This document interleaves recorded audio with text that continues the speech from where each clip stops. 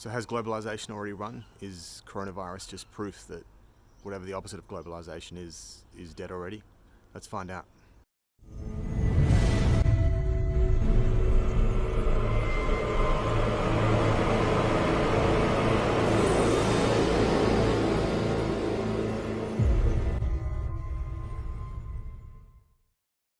So I follow a bunch of people on YouTube and Twitter and all these sorts of things, and I've noticed some of them I follow, I wouldn't call them nationalists, that seems to imply something a little bit scary, but something like we should have small communities and we can only really have a meaningful life if we interact with those around us and not the whole globe. At least these people are trying to make the point that globalization can't work because you can't have Chinese people, Japanese people, African people, European people, American people, natives from Australia, to all believe the same meaning of the word love or death or religion or God or whatever it is. And for globalization to truly work, you've got to try and even that all out. And a lot of these people would go on to say that that's even just something like an evil thing. That's eroding meaning from the world and destroying everyone's culture rather than making one culture.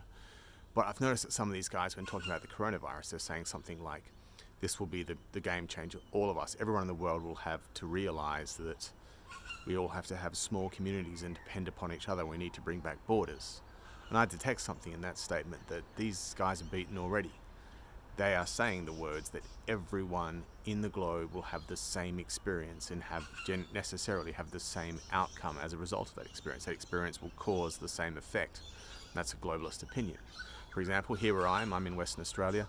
We're doing quite well. There are still some people that have died from this, which is bad, but we're only getting like 23 new cases a day, and the rate seems to be dropping. A third of all our cases have come from cruise ships that have come in through the port, so we're all really like getting a little bit anti-cruise ship at the moment, that sort of thing. Our Premier is having something to say about cruise ships coming to our port and dropping off sick people, but generally things are coping pretty well. Juxtapose that to say the people in New York or some people in some places in the north of Italy that aren't doing so well.